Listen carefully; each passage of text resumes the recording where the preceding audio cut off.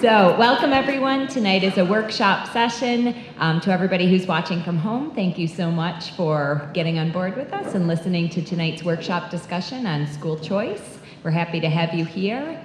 We're going to start with roll call. Ms. Dorfman.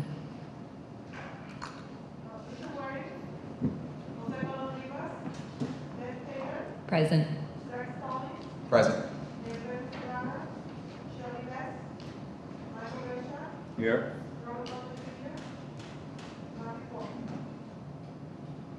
Excellent. Now I'm going to hand it over to Dr. Narvez to take us away. Thank you, Dr. Taylor. Good evening, everyone. This is a workshop that we're doing at the request of some board members who wanted an orientation to our Office of School Choice and our school choice processes. And so this is some basic facts and a way for us to build our common understanding and knowledge of the choice process in the Hartford Public Schools. And I just want to put some context around this as well. I've asked Enid Ray, who is our Executive Director of School Choice, to give us an overview of the office, the functions of the office, and to share some successes and challenges and next level of work items with us. But I also want to remind you that we studied the choice process as part of the transition team's work, and so we'll be able to go a little bit more in depth in terms of some recommendations for the next level of work for the choice process once the transition team report is released. So this is really meant to be a high-level overview and true orientation to how the school choice process operates in the Hartford Public Schools. And with that, I want to welcome Ms. Ray to the table and thank her for her preparation of this presentation for this evening. Ms. Ray. Well, thank you. Thank you for the opportunity to really give you a high-level overview of choice. In order to start us off, I think underneath your agenda you will find a very brief choice quiz that I would like everyone to participate in. And I'm going to time you. We're going to give you about 5-6 minutes to just read through the questions, figure out what you think the answer is, because my hope is that this is going to create a context for us for our learning together about choice. So if you can do that, I would appreciate it.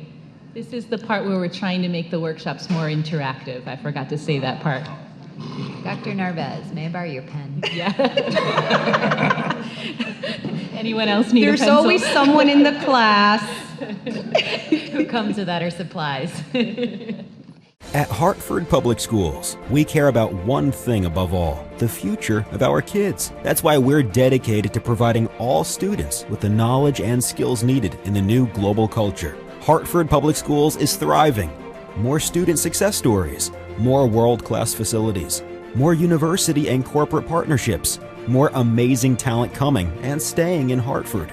This is how education is supposed to work. Welcome to Hartford Public Schools, where the future is present. Okay, and we will begin. Thank you for participating in the quiz. We are going to review it at the end of the presentation. So let's start. What I want to do today is really have a conversation with you about what is school choice, or what we know in the district as choice, where we currently are, how we do our business and our work, and then at the end of the presentation, review the quiz to make sure that you're taking away some new knowledge, hopefully, some increased knowledge about our work, and then hear from you also, what are the things that make you curious? What are the questions you still have? What is maybe perhaps some of the other information that we can present to you in a more, deeper conversation at a later time? Before I begin, though, I really want to acknowledge the choice staff who is here today, supporting their executive director and listening to this presentation. It is really their work that I'm presenting here today to you. These are the folks who really make it all happen on a daily basis, doing work at the Parent Information Center at the State Department of Ed, and at the Welcome Center at Hartford Public Schools. So thank you to the staff and thank you for being here.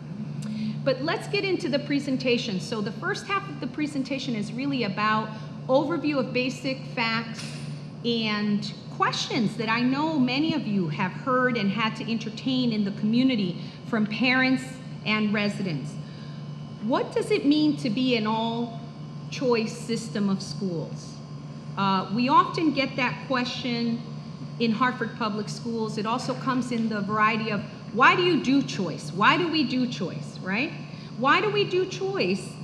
We do it because it gives families an access to theme-based options citywide, but we do it also because it is part of the strategy or the 7 tenets of school reform. It means that families are no longer bound to just a neighborhood or the closest school option. I went to Parkville Community School. I went there because I could walk there. I didn't go there because my parents selected it. It happened to be the school that was closest to our home address. If I had wanted to go to Barner Brown at the time, I'm dating myself, Mr. Brescia, or Burns, I would not have been able to attend those schools. In an all-choice system, you have the option and opportunity to attend other schools. We look at choice also as a way to prepare families for college and career readiness. The fact of the matter is the choice process and what we're asking families and parents to do through the choice process is what most families have to do when they're selecting a college for their student. There's a piece about getting to know the schools. There's a piece about completing the application. There's a piece about having the conversation with your child. All of those are skills that we're building now, whether families applying at pre-KK or 9th grade, to then help them utilize those skills for future college and career readiness. In many ways, choice also engages families and helps them be more engaged and civically minded in terms of their civic participation and in a democratic society. We often have conversations with families about be involved in choice because it's important for you to make these decisions about your child's educational future in the same way that it's important for you to know about the current candidates and to vote when voting time comes around.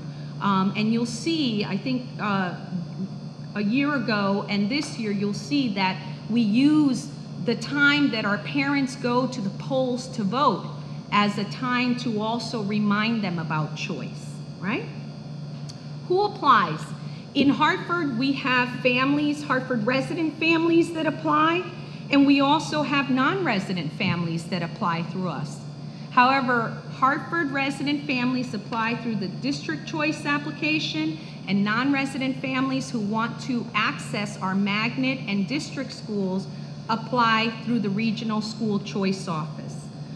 When and how do families apply? There is no doubt that in Hartford, to access all the options, families complete 2 applications for their choice process. This gives family the greatest array of options. It doesn't mean they have to, right? Some families may only complete the district choice application because that's how we do our placement and assignment, and they may opt to also avail themselves of magnet options. Some of our families, and I don't have this data here, also apply to the technical high schools. That's another application. Some families apply to the parochial schools. That's another application. But again, remember what I said at the onset. When you want to access all your options for college, you don't necessarily submit one application, although more colleges are starting to use the general application, right? There is a process by which each college will need the specific information that they're looking for. How many choices can a family make? In total, using our district choice application and the regional school choice application, families have up to 14 choices that they can make. What is the Hartford Public Schools Choice Guarantee? This is one of your questions on the quiz, right? The Hartford Public Schools Choice Guarantee is that residents are guaranteed placement in a Hartford district school in the choice lottery for one of the 4 options that they have selected. Not the magnet schools, but in our district schools as a whole, 1 of 4. And we have information later for you in the presentation that talks a little bit about how many are we placing at first choice, for example, because that's what families care about, right? Did I get my choice? Other questions that we often field from families are whether there are preferences in the lottery system and who actually runs the lottery. There are preferences in the lottery system. The Hartford District Choice Lottery is conducted by the district. Hartford Public Schools runs that lottery, and it mirrors very much the Regional School Choice Lottery in that we have a data system where we put in the information. Remember that our choice application system is needs blind for both systems. We don't ask, are you ELL, are you SPED? On the applications, families just apply. We don't have an entrance exam. Families just apply. So both systems are needs blind. And on the regional school choice side, there are preferences as well. They're not all applied the same. It depends the way that the application pool might look like, but on any given year, there are general preferences that include staff, residential zone, sibling, and pathway schools. And this applies to the partners as well on the regional school choice side. A frequent question is, what is CHEF? And how does CHEF impact us? CHEF is our 25-year effort to ensure that Hartford Region students have an equal integrated educational opportunity. And the goal for CHEF 3 is that the stipulation will be met when 44% of Hartford resident minority students are in a reduced isolation educational setting. So CHEF is something that applies to the regional school choice piece of our Office of School Choice, right?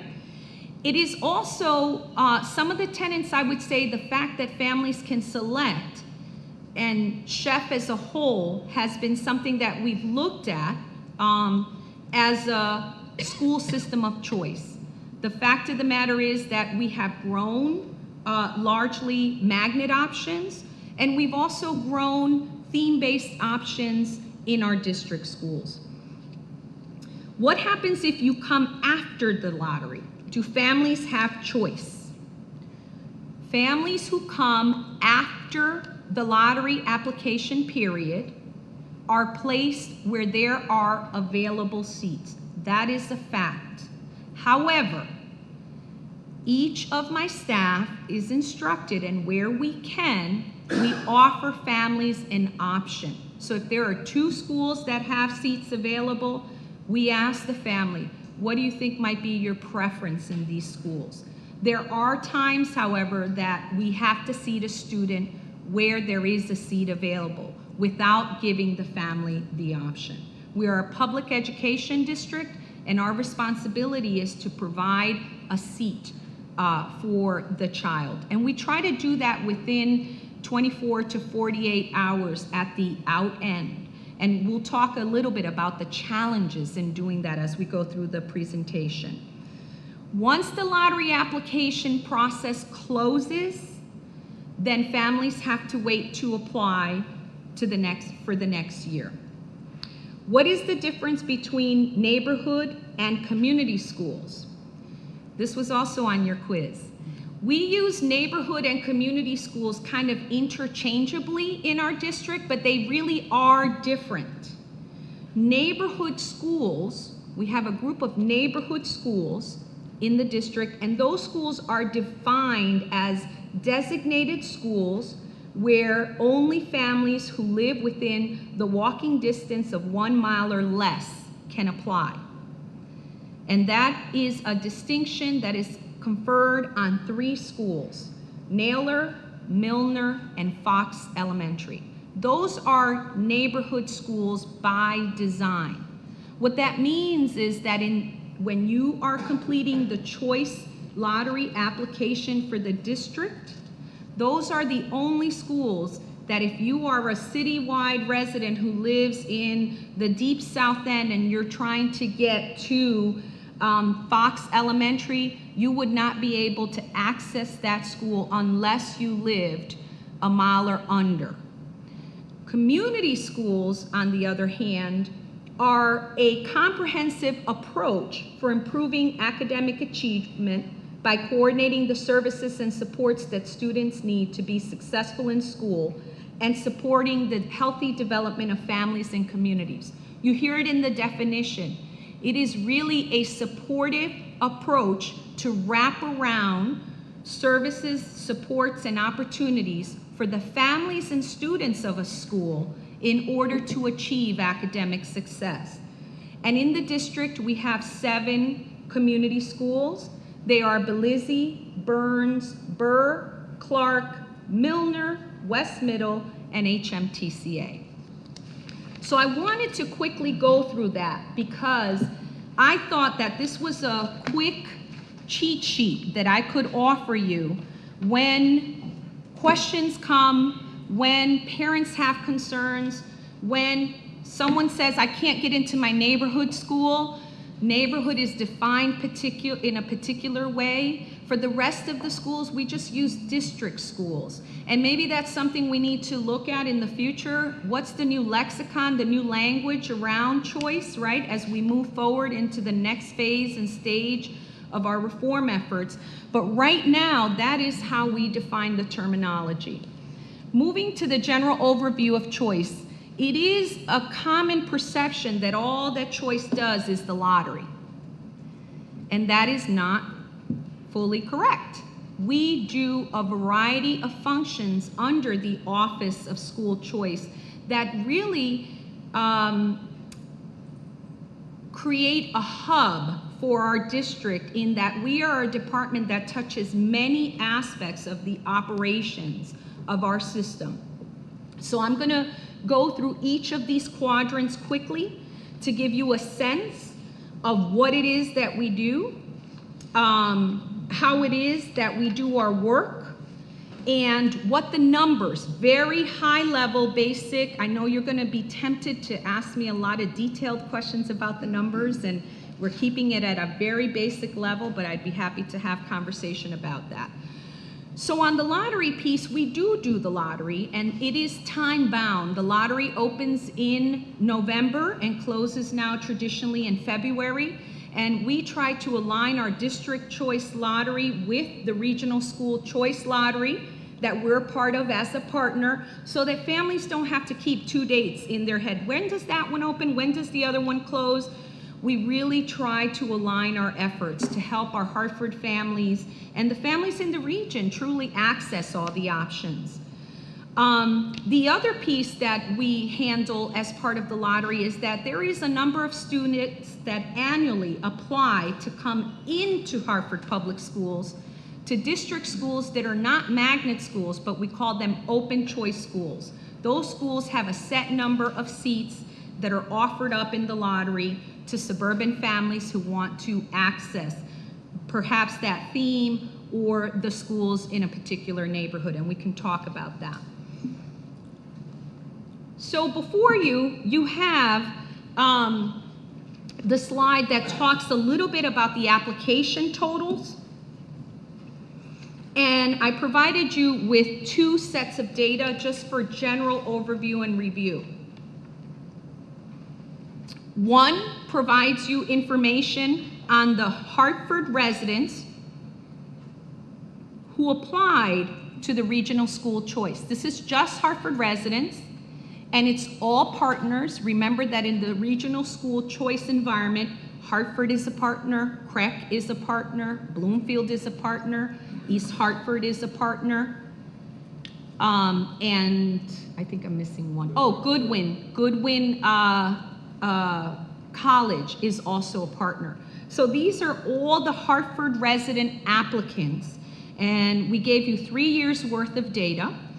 And then we looked at the Hartford District Choice applicants. These are our Hartford residents that apply to the Hartford Public Schools District Choice Lottery. So quick facts about this data. And I'm just going to take you quickly through them. We can discuss, as questions arise. One of the things to note is that over the period of time that you have listed here, our magnet schools grew from 13 to 21. So we've had a rapid increase in 3 years in terms of our magnet school portfolio. However, at the same time, the total offers, right, grew 28% by the partners. Why is that? That goes to one of the challenges and questions that we often get from parents, right? It comes in the form of, we have all these magnet schools, how come we don't have more seats? How come we don't have greater access? Because some of those programs need to grow incrementally by a grade. It's not like the whole school was converted magnet, perhaps it's being converted grade by grade, and so access is potentially still limited. During the same time frame, however, magnet schools consistently maintained a high acceptance rate for first choice offers. So 81%, it kind of stayed consistent there, went from 79 to 81, 81.2. So these are acceptances of first choice offers. What does that tell us?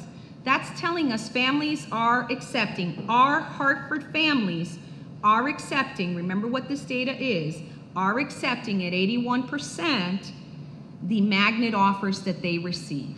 And we'll get back to why that is important. The district choice offers reduced by 676 or 23%. Why would that be that we had a reduction in offers? Because as the magnet programs grow, our population then gets pulled into some of those programs. And they say yes at a high rate, which then affects the enrollment at our district schools. So you see the domino effect happening here, right? That's something to keep in the back of your mind. We're going to keep moving forward. I know there are questions already, but we're going to keep moving forward.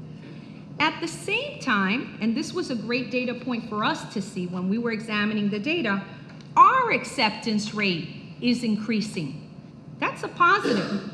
We went from 40% to 55 to 64%.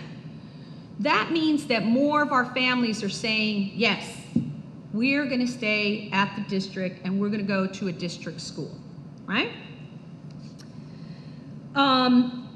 Just to give you a sense of who is the most sought after school program, that's always a question that we get. Consistently for 2 years in a row, the Hartford High Academy of Engineering and Green Technology has been the #1 applied to school on the district side. They have the most applicants, first choice applicants.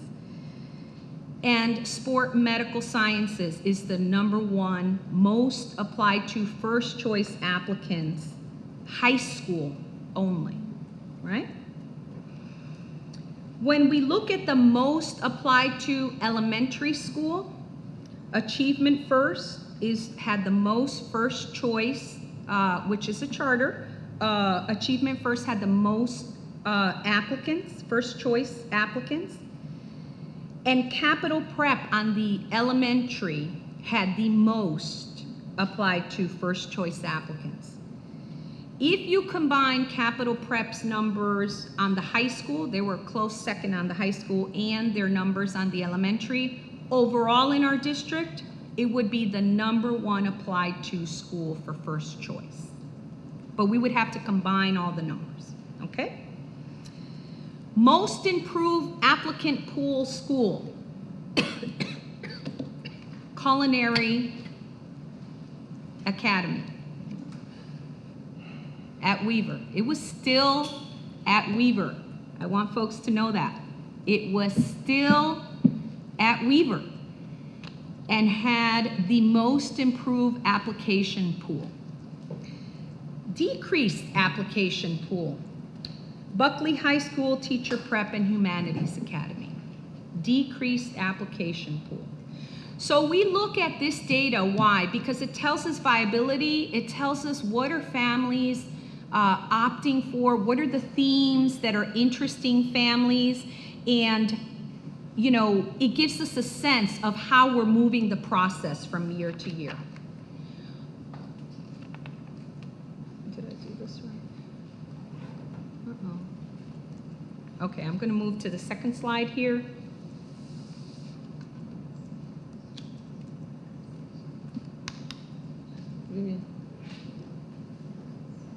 Just hit I don't know why it's not going. It may have frozen. So the second slide speaks to the second piece in your 4-quadrant, new and returning students. So remember that often we hear a lot of comments at the board and we hear a lot of comments at central office about some of the challenges that families have with choice. I will posit that my hypothesis is that one of the challenging aspects of choice is not so much the lottery process, although there are pieces of it that remain challenging and difficult, but it's not so much that process, because once that is set and letters go out and things happen, we have a way of taking care of those pieces. But the greatest challenge for us in choice and as a district lies right here in this section. It is the new and returning students. This is why. If you look at the numbers, we see over 3,000 students that come to us for year-round placement, 1,000 of which come in August. We are a district, if you look at this slide, what it's telling you, what the data is telling you is that in July, August, and September, at a time where budgets are set, staff are hired, arrangements about classroom have been made, we see the most and greatest amount of families coming new to our district. And every year the numbers are growing. Every year. And every year the percentage is growing in terms of new families that arrive. By 15%, we already topped new families over last year's numbers. So that's an important data point. I can tell you, we break down this data just so that we know what's going on. Last year we had a lot of high schoolers. So think about what this does in a district for achievement. And Dr. Narvez and the staff and I have had this conversation. We had a lot of high schoolers last year that came, so we placed them in high school. This year, what we're seeing is kindergarten, first, second, and third grade new arrivals. Think about what that does for our teaching and learning, instruction, and all our other services. When you have 1,000 new families coming in during the summer. This year, during that time period alone, we've seen already 2,583 families, right?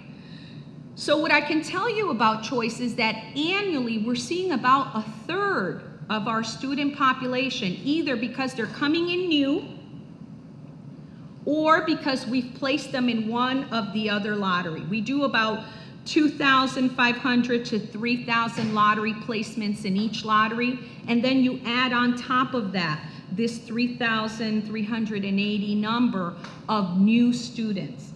Is it unique to Hartford that new students come? No, I don't think it is unique to Hartford, but I do think the time frame in which they come is something that we have to think about, right? We also potentially attrit about 1,500 students throughout the year, but those students trickle out of our system at different points. They don't come in at one specific point in time when budgets are set and resources are allocated. So moving to the next area of funding and compliance, Choice also oversees the funding and compliance for our magnet schools, in that we do all the technical work at the State Department of Ed to get our resources allocated. That includes the annual reports for the grant, the magnet operation grant, the operating plans, enrollment plans, and marketing plans for our magnet schools. We oversee that for 21 schools. You can see the level of resources that come with those schools. It's over $64 million. And then over the past 3 years, we've garnered an additional $16.6 million in resources for incubation, new school development, and the work of our magnets. We also work very closely with finance and budget to ensure that our district schools are also getting their revenue.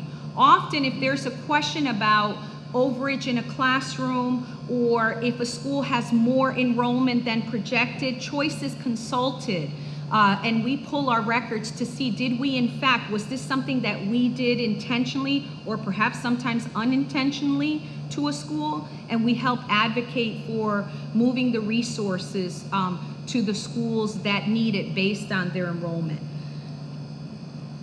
Just to give you a sense of where we are in terms of the compliance piece, as you know, there is a SHEF 2 stipulated agreement, and negotiations are underway for the new agreement. I wanted to give you a sense of the definition that we're using now in terms of reduced isolation and the impact of that definition. Under the new reduced isolation standard, it means that we can now aggregate white, Asian, American Indian, Alaskan Native, Native Hawaiian, and other Pacific Islander students as part of the 25% compliance rate for a school. What that has done is that it has helped to boost compliance in some of our schools, because some of our schools have a large, for example, Asian population. Now those students are being counted towards compliance. However, as of today, we still have we have 16 of our 21 magnet schools that are compliant, and we have 5 of our schools that are in non-compliance. And that's an important thing to note, because for non-compliant schools, you have to do things that accelerate compliance. And that means that, one, the number of seats potentially that we offer Hartford kids may be reduced because we need to take in more suburban for compliance. We have to market more aggressively for those schools. And those schools also don't get the full benefit of the resources in the magnets as well. So that's important to note, because folks often have this perception that just the money comes no matter what. That is not the case. So I want to move to the marketing and recruitment. I want to thank Tom Willits, who has been working as a partner with us from MRW, that's here in the audience today.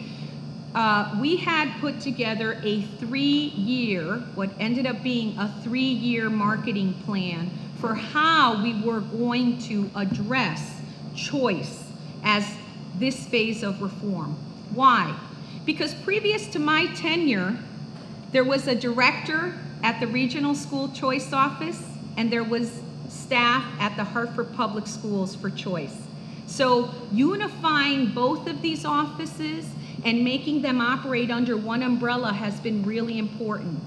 Unifying the message of Hartford Public Schools as a district that has rich options for students who are Hartford residents as well as those in the region has been an important piece of choice.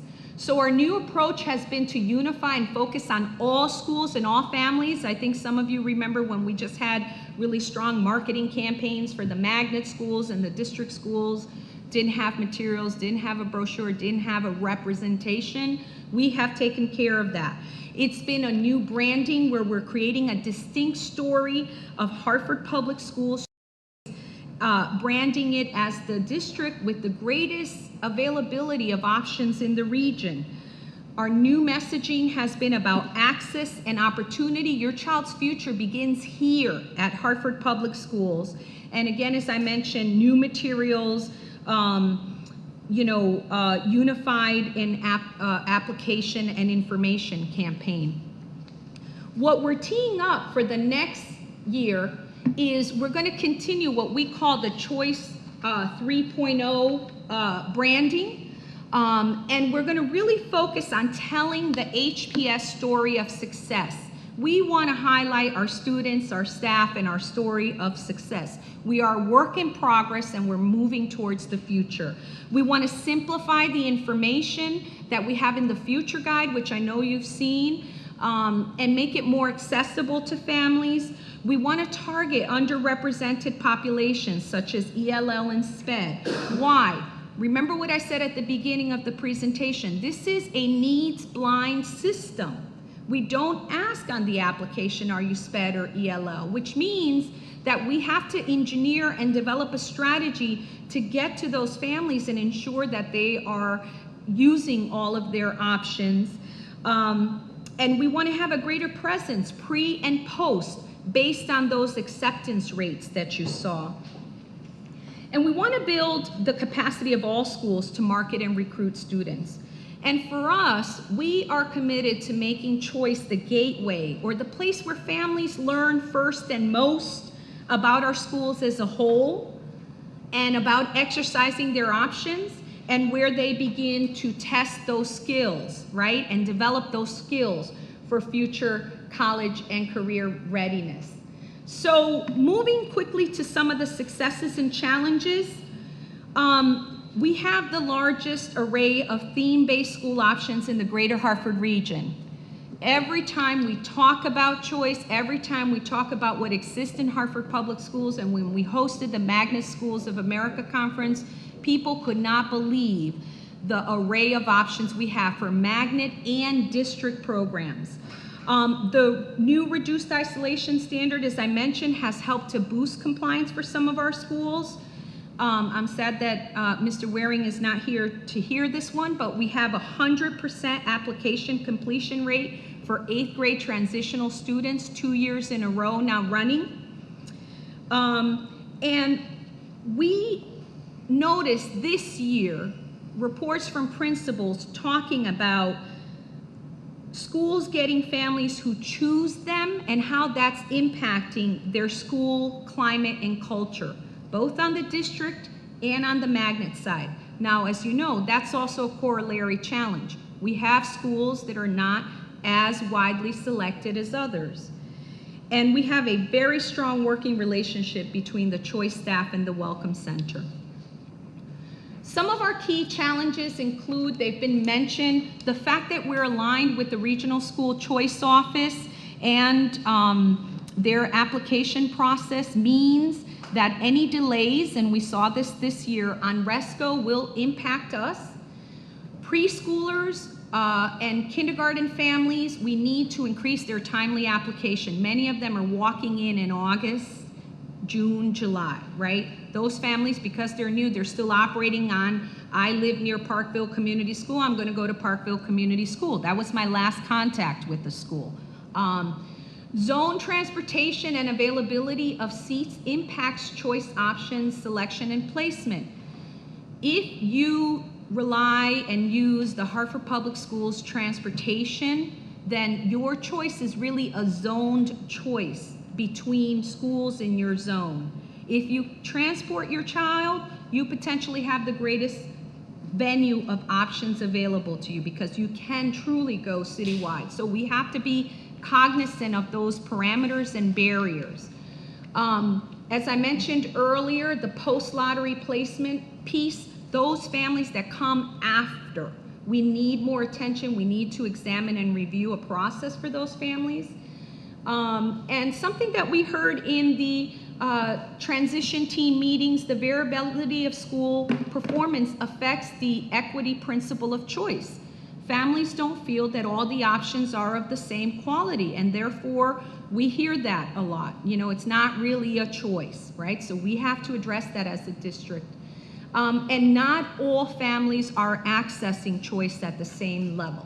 And that is important to us, that families exercise this option. So in closing, We're addressing some of these challenges this year. We're looking to pilot a choice navigator team. This is a team of parents, families, school staff that can really help folks on the ground and help us access the ELL and SPED families. We are also developing a partnership with our other departments to address this issue of post-lottery concerns. How do we get the revenues where they need to be, especially after everything is said and done, right? In August, when we know we now are getting consistently 1,500 families. And we really want to start to try and tackle this consumer education building model for all of our partners. This is about increasing the knowledge and expertise of choice for all our partners. That's what tonight is about. The board, parents watching, our staff. We always need a refresher because things are changing in choice, and they are due to change and need to change as we continue to work on our transformation efforts. So going back to the quiz, I will now read the answers, and you can volunteer your scores if you like, and we might have a little reward perhaps for the brave ones. But number one, what is school choice as defined by Hartford Public Schools? The answer is D, all the above. It is all those things. The competitive nature comes out. What is the HPS school choice guarantee? It is C, that you get one of your 4 choices. What does the Office of School Choice do? What do we do all day, right? It's all the above. That's D. What are the 3 designated neighborhood schools? The answer is A. What are the 7 community schools? The answer is B. And I threw in one there just to see, what answers I'd get. What are the 5 HPS NAF academies? Folks know what NAF is? National Academy Foundation. It's programs that really focus on career readiness, right? And it's a specific intensive focus in that area. And we have engineering and green technology, high school Inc., culinary, pathways, and nursing. C. Congratulations, I will collect the papers later. Some available for questions. You want to retake? I'll take it again, please. Okay. Absolutely. So questions. What did you learn? What were you surprised to hear about? What are the questions and things that you're still curious about in terms of choice as I presented today?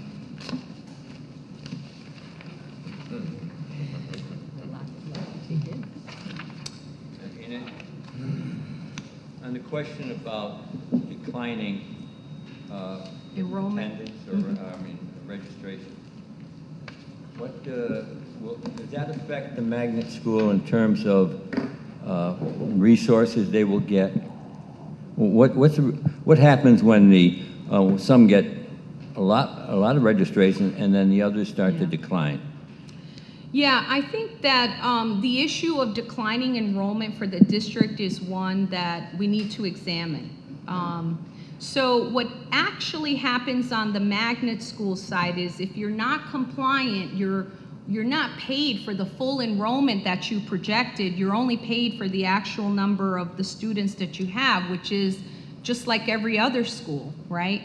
But it could have been that you budgeted for 20 more students that you weren't able to take because since your compliance numbers are low, it would put you further out of compliance. So the state will say to us, you can't take any more students.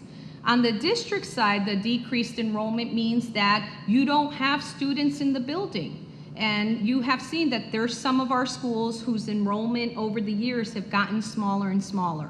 So that's an issue and a question that has been raised up as part of the overall work for the district. I have a question. Why are schools penalized for not complying with the 25% when it is not the school's responsibility to not necessarily recruit the 25% or the projected student body that you want to be in compliance? So why is that? So to clarify, the school has a very important role in recruitment. It is their responsibility to recruit and to help recruit that population to their building.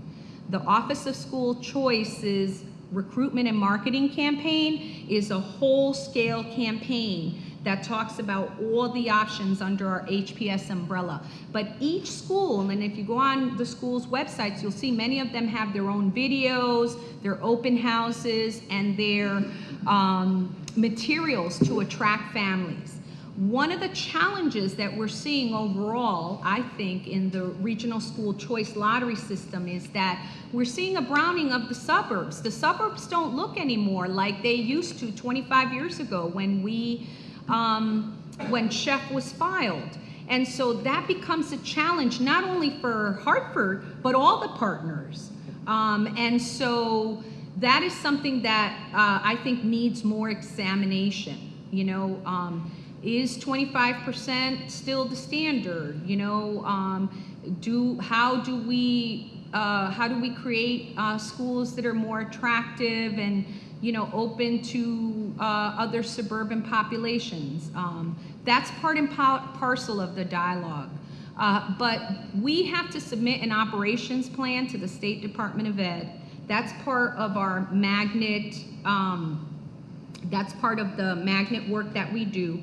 And so payment is based on the operations plan and whether we were able to meet compliance. Only as so far as I said earlier, if you had projected for 100 kids, but because you're not compliant and you cannot take any more students at a particular threshold, so you couldn't take 25 kids, the state is not going to pay us for 100 kids. They're only going to pay us for the 75 students we actually have in the building. That's how that system is set up. Just as a follow-up, I was curious, how many chef schools are in Avon, West Hartford, Simsbury, Bloomfield, East Hartford, Manchester? And if it'd be interesting to compare the data, Yep. if you have it. And if not, why is Hartford the dumping ground for chef? So when you look at the schools in the chef region, I think we're at maybe perhaps about 50 plus schools, and I want to acknowledge the wonderful partnership of my colleague Alex Knopf, who is here, who works with us at the State Department of Ed as part of the chef team.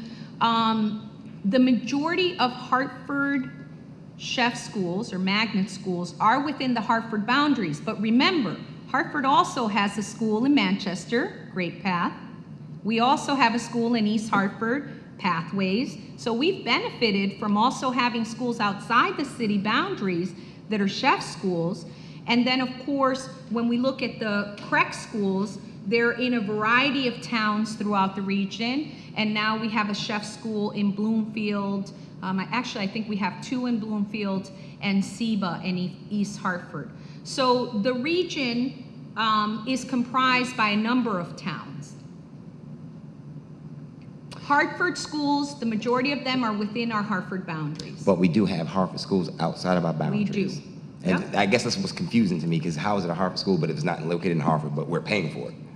Yeah, And we then manage it we and are- our kids go there. Right, but then we have to comply with something that, all right, I just don't get it. It can be confusing. Can I ask a question going back to page 5? The numbers. So I want to work through something with a series of questions and get it straight in my own mind. So in 2014, 2015, there were 6,380 Hartford residents who applied through the Regional School Choice Lottery for seats in magnet schools, correct? Yep. Now, Also in 2014, 2015, there were 2,594 applicants who, in the Hartford area, who also applied for district choice. These could be the same people. They could be. Okay, They could so be. one We last- have not done that crosswalk, and I will tell you that prior to probably this year, we were unable to do that crosswalk because these two systems They didn't operated and they still don't, in terms of real time behind the scenes datas aren't linked, but we've worked out a partnership with the state where we are able now to see how many of our students apply to magnets, and then we can now do a crosswalk to see how many of them of this 2,594, like for just using this year's number, how many were duplicate, like how many had And the it check. It seems likely that there would be a large amount of duplicates, because if you've been able to navigate the system successfully in one area, I think a lot of parents have the kind of why not. And I would say, right, I, as the director of choice, would not necessarily see that as a bad thing, right? Because it means that families are exercising all of their options. What I do know and what I can tell you is, right, because I had that question, and I don't have this data public, it's just data that I was fiddling with, that while largely the application data on the regional school choice has remained largely flat, if you will, right? We saw Hartford applicants to Hartford magnets. So follow me. The question is, how many within the regional school choice lot, or the region portion that are applied, actually right? HBS? But how many Hartford residents, not just the suburban in Hartford, but how many Hartford residents applied? We know that this year we had 1,600 more Hartford residents apply to Hartford magnets than the other partners.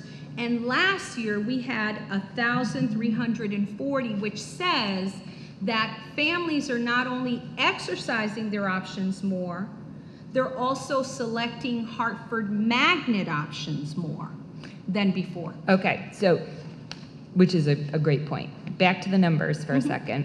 So, one last question. Since all of the 8th graders must utilize the choice system, this number also includes all of the 8th graders. Yes, it includes all of this is all grades, all partners. So, I think my point is that I have gotten to, because I'm now convinced of the data, if you consider that our largest number is 6,380 people applying through the regional school choice lottery, right? That's our largest number of people applying. There's probably some overlap. It also includes all of the 8th graders that are mandated to apply. These numbers look to me as though we are far underutilizing choice, given the number of students in the Hartford public school system. So when you look at the number of students that are utilizing choice, right, far fewer than have the right to are actually using this system. That could be one interpretation, or, right, follow me.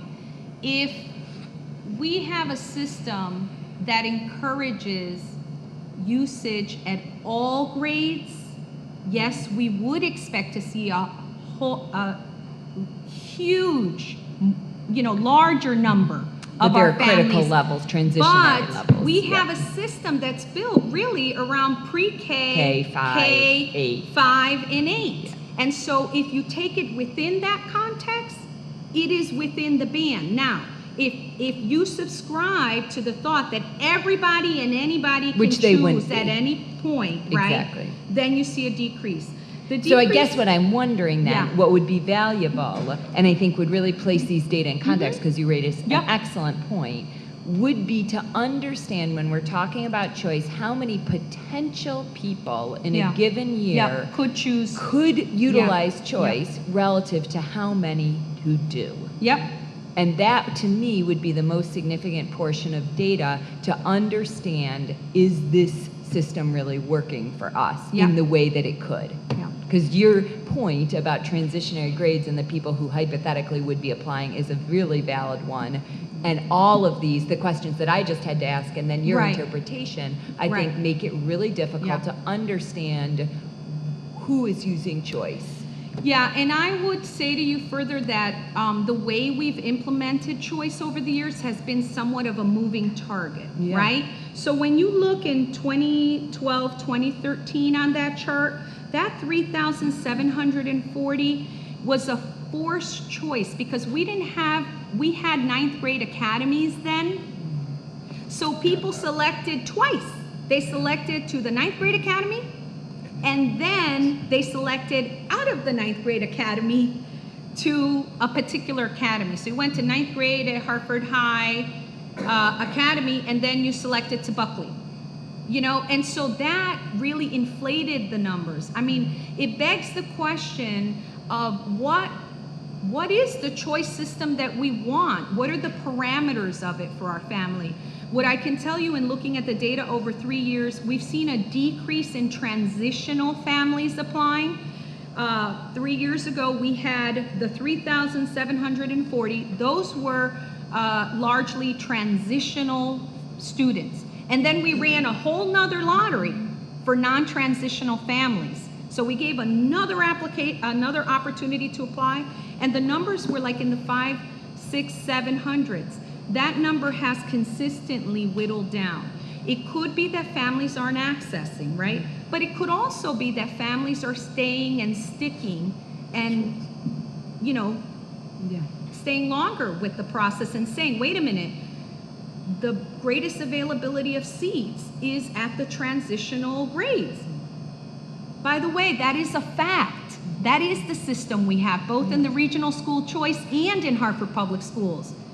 If you're looking for a 4th grade seat in Resco or Hartford Public Schools, it is very hard. Somebody has to have left, moved out, or is no longer there. They just don't pop up. We just don't have them and say, next year we're going to open another 4th grade classroom. It doesn't work that way. And so we have to tell the real narrative too, right? About where are the options available? And this is similar to college. If you want to get in somewhere junior year, it's a hard sell to change colleges in the middle, right? There are set demarcation points where you can have access. That's how our system is built currently. But thank you for your question. I really appreciate it. Yeah. Other questions?